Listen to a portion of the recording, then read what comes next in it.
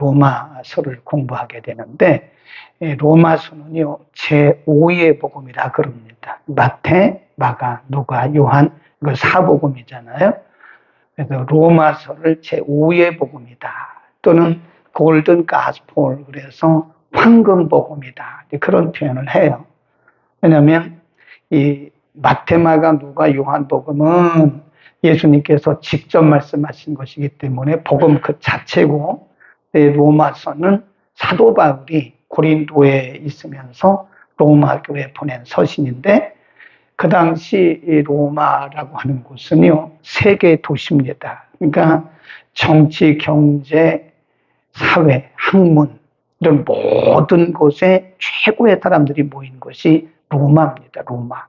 그래서 그 로마에 있는 교회에 복음을 전하기 때문에 다른 서신과는 좀 달라요. 굉장히 체계가 있고 굉장히 수준이 높습니다. 어렵기는 하죠. 그런데 중요한 것은 복음을 말하거든요. 복음. 거기 보세요. 계속해서 복음이란 말을 1장에도 여러 번 씁니다. 1장 2절에 보면 이 복음은, 1절도 보면 하나님의 복음을 위하여 내가 택정함을 입었으니, 2절 이 복음은, 16절 내가 복음을 부끄러워하지 아니하노니, 17절 복음에는, 그러잖아요. 계속해서 1장만 해도 벌써 복음이라고 하는 단어가 4번이나 나와요. 그래서 로마서를 제5의 복음이라고 그런다. 이 복음 그러면 예수님이잖아요. 예수님. 우리가 예수님을 모르면 복음을 모르는 것이고, 복음을 모르면 또 예수님을 모르는 겁니다. 로마서는 많은 분들이 로마서를 읽다가 개종을 했죠. 우리가 잘 알고 있는 어거스틴, 고대의 신학자로도 말하는데, 어거스틴은 로마서를 읽다가 회심을 했어요. 또 마르틴 루터, 개혁자 마르틴 루터도 로마서를 읽다가 가슴이 뜨거워졌다 그래요. 또 칼빈, 이런 분들이 다 로마서를 읽다가 복음을 깨닫고 예수님을 다시 영접했다 그러잖아요. 그러니까 이게 로마서가 굉장히 무게감이 있는, 굉장히 수준 높은 복음입니다. 물론 성경은 다 수준이 높죠. 근데 이 로마서를 우리가 잘 이해를 하면 기독교 복음의 핵심을 이해를 해요. 기독교 복음의 핵심. 전체가 16장으로 되어 있는데 1장부터 11장까지는 이신칭의, 믿음으로 말미암아 의롭게 된다. 이신득구라고도 하죠. 믿음으로 말미암아 구원에 이른다. 그래서 1장부터 11장까지는 계속 인간의 죄가 뭐냐, 의인은 하나도 없다, 이런 표현을 쭉 말씀하다가 11장 이전에 보면 하나님의 은혜, 여기에 한 의가 나타났다. 그게 누구냐? 바로 예수 그리스도다.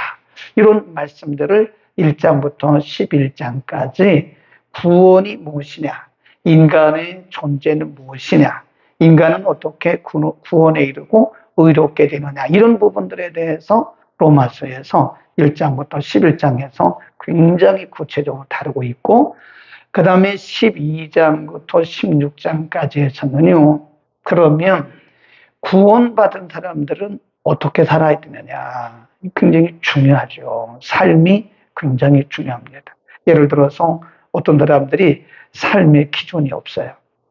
그리고 우왕좌왕해. 그러면 아직 그 안에 복음이 없는 거예요.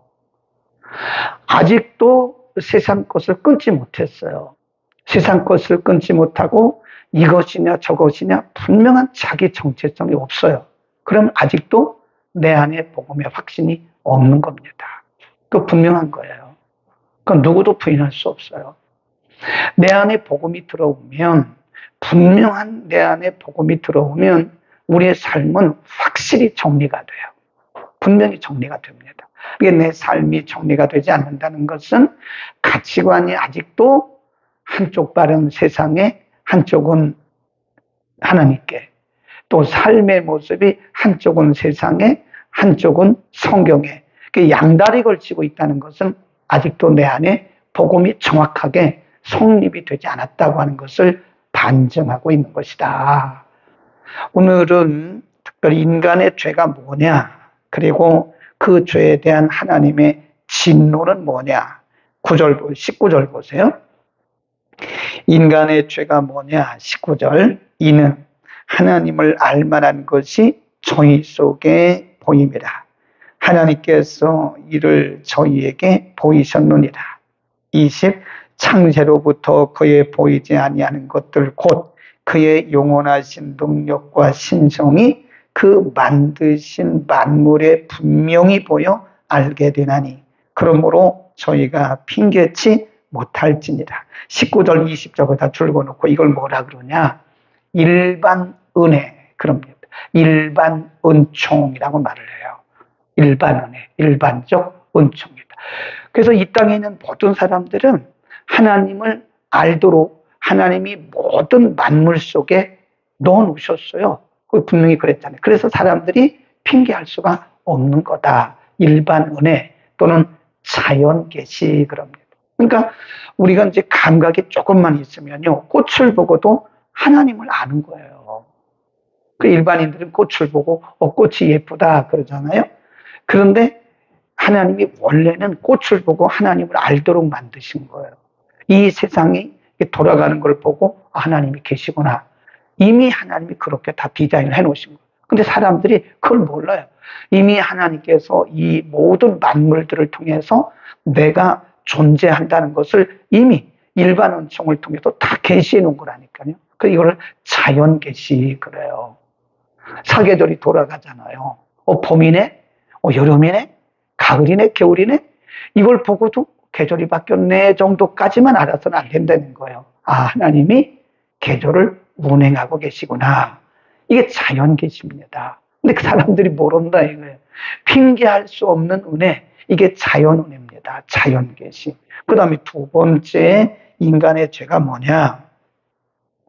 21 시작. 하나님을 알되 하나님으로 영화롭게 아니하고. 이게 뭐냐면 하나님을 제대로 아는 것이 아니라는 거죠. 하나님을 알되 하나님으로 영화롭게 아니하고 감사치도 아니하고 오히려 그 생각에 뭐하여져서 허망하여져서 미련한 마음이 어두워졌나니 스스로 지있다 하나 우준하게 되어서. 23 크게 읽습니다. 시작. 썩어지지 아니하는 하나님의 영광을 썩어질 사람과 금수와 버러지 형상의 우상으로 바꾸느니라. 첫 번째는 하나님이 자연 계시를 통해서 하나님의 존재를 알게 디자인해 놓으셨거든요. 이미 누군가를 알려주셨고 하나님을 어떻게 예배해야 되는 걸 알려주셨어요. 근데 거기 보면 뭐라고 그랬냐면 하나님을 알 때 하나님으로 영화롭게 하잖아요. 바른 예배를 드리지 않는다는 거예요. 영원하신 하나님의 영광을 뭘로 바꿨어요? 사람의 형상. 교주. 이게 이단들은 이게 큰 죄를 범하고 있는 거예요. 하나님의 영광을 사람의 형상으로 바꾼 거예요. 금수란 말은 짐승의 짐승. 짐승의 형상으로 대부분 보세요. 우상 숭배하는 사람들은 이 태국 같은 데 가보면 뱀을 우상으로 섬겨요. 뱀의 형상.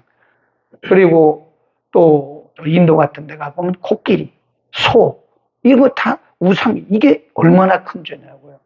하나님이 만드신 피조물을 하나님으로 섬기, 이게 우상이라니까요. 사람을 하나님처럼 섬기기, 이거 우상 숭배입니다.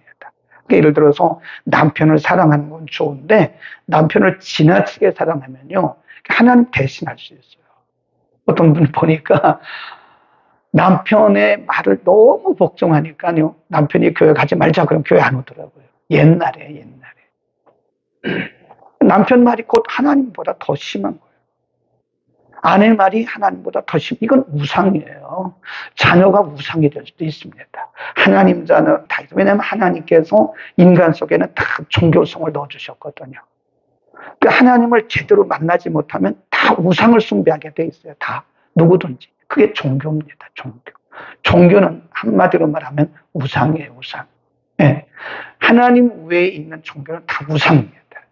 틀림없이 우상이에요. 그 얘기를 하고 있는 거예요. 인간의 죄가 뭐냐? 하나님을 하나님으로 알지 못하는 것이다. 그렇게 얘기를 하는 거예요. 그게 종교입니다. 그러니까 가끔 보면 뭐 종교끼리 서로 인정하자. 절대 그럴 수가 없는 거예요. 그러면 예수님이 오실 이유가 없죠. 요한복음 14장 6절에 뭐라고 그래요? 내가 길이요 진리요 생명이다. 나로 말미암지 않고는 아버지께로 갈 자가 없다 그러잖아요. 없다. 사도행전 4장에도 이 지상에 예수 그리스도 이름 외에는 구원받을 만한 다른 이름을 주신 적이 없다 그랬어요.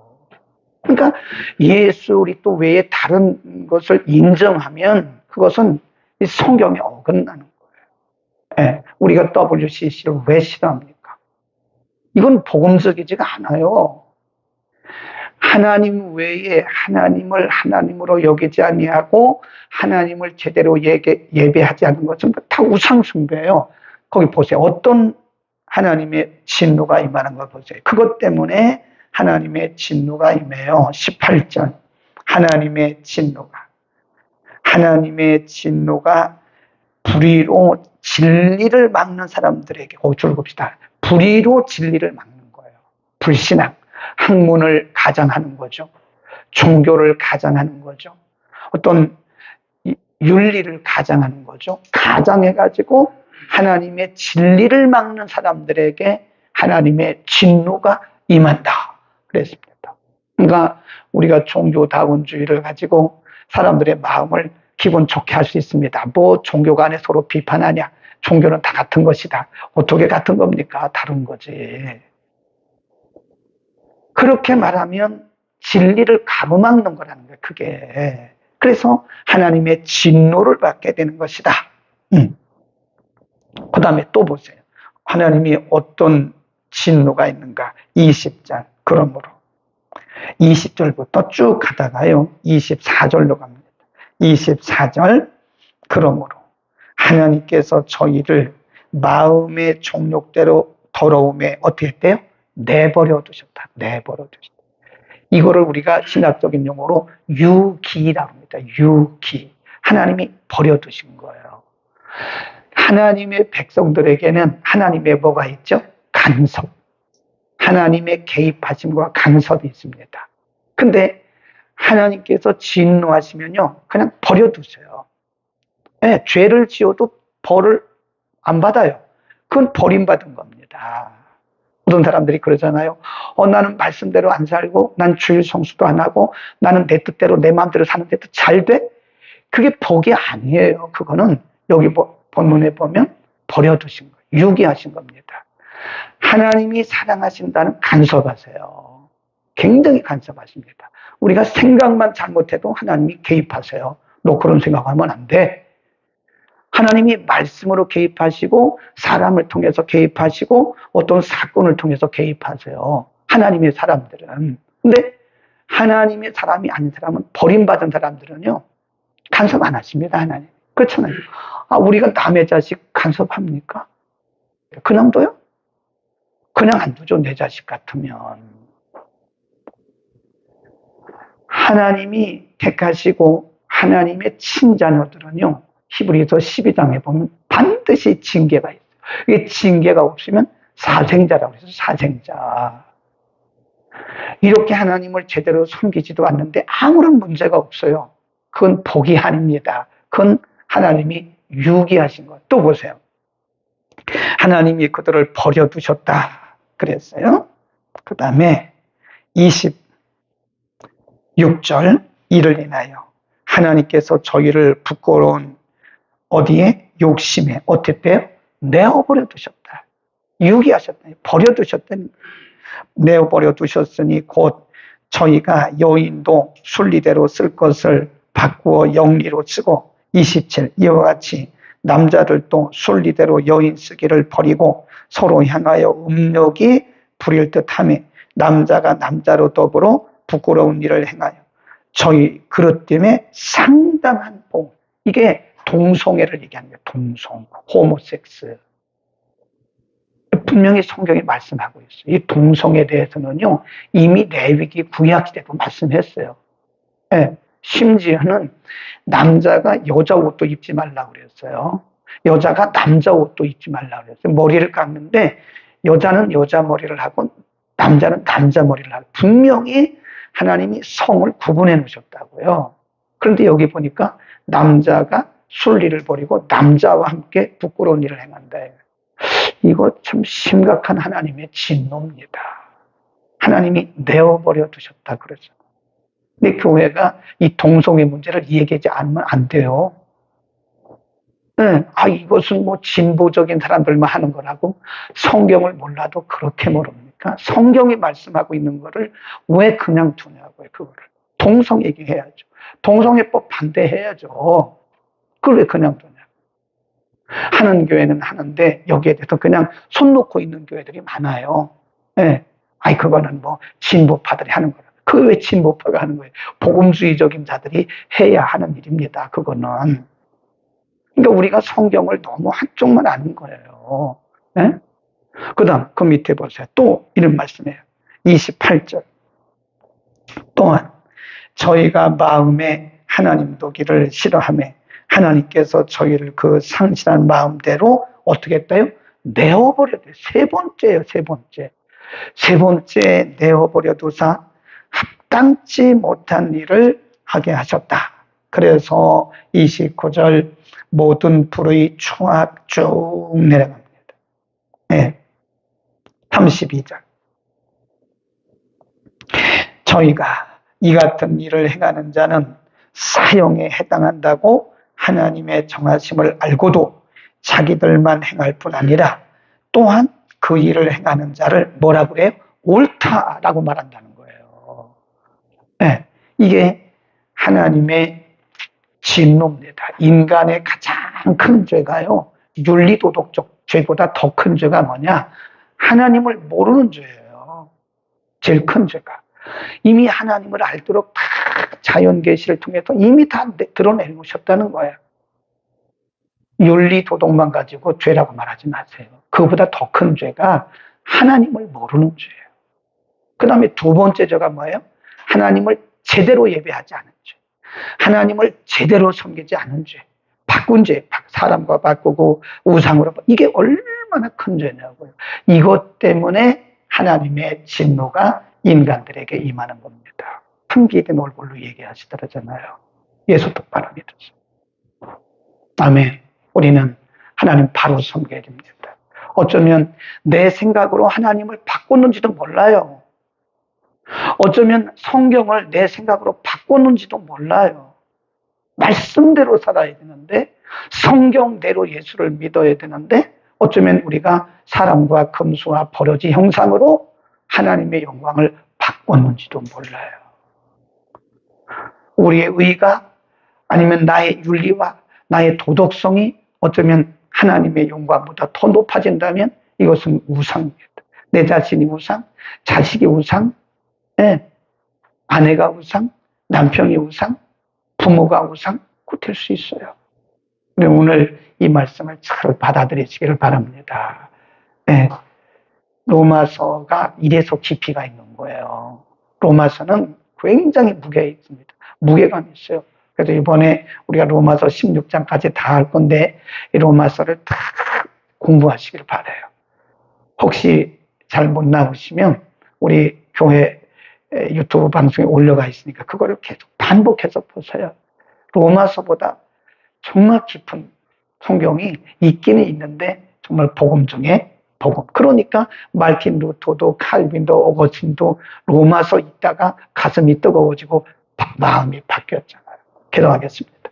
걸어가신 아버지, 인간의 죄가 얼마나 큰 것인가를 오늘 가르쳐 주셨습니다. 하나님을 알 만한 것이 이 세상에 가득하고 인간이 핑계할 수 없을 만큼 분명한 하나님의 흔적들을 세상 만물에 온 피조물에 보여주셨지만 연약한 인생들이 하나님을 하나님으로 알지 못하고 하나님을 하나님으로 인정하지도 않고 혹은 하나님을 알되 하나님을 제대로 예배하지 아니하고 사람과 금수와 버러지 현상으로 바꾸고 있는 것을 주님 아시고 오늘 로마서 1장 18절 이하의 말씀을 통해서 우리가 하나님을 얼마나 잘 섬겨야 될 것인지를 가르쳐 주셨습니다. 하나님 말씀으로 우리를 조명하여 주심을 감사합니다. 내 의가, 내 윤리와 내 열심과 내 도덕이 하나님의 영광보다 앞서지 않게 하시고, 부모가, 남편이, 아내가, 자식이 이 세상의 어떤 것들도, 나의 지식들도, 나의 물질들도 하나님보다 앞서지 못하도록 우리에게 바른 믿음을 허락하여 주옵소서. 하나님보다 더 경외하는 것은 모두가 다 우상이라고 말씀하셨습니다. 하나님, 우리가 하나님과 우상을 함께 숭배하는 일이 없도록 오직 하나님만 영화롭게 하는 바른 믿음의 소유자들이 되도록 은혜를 베풀어 주옵소서. 한경직 목사님을 통해서 목사님들 예수님 똑바로 믿으라고 말씀하셨던 그 말을 우리가 기억합니다. 거룩하신 하나님, 우리가 바른 복음 위에 바른 믿음을 가지고 우리 남은 생애를 잘 섬길 수 있도록 우리를 축복하여 주옵소서. 예수 그리스도의 이름으로 기도드립니다. 아멘.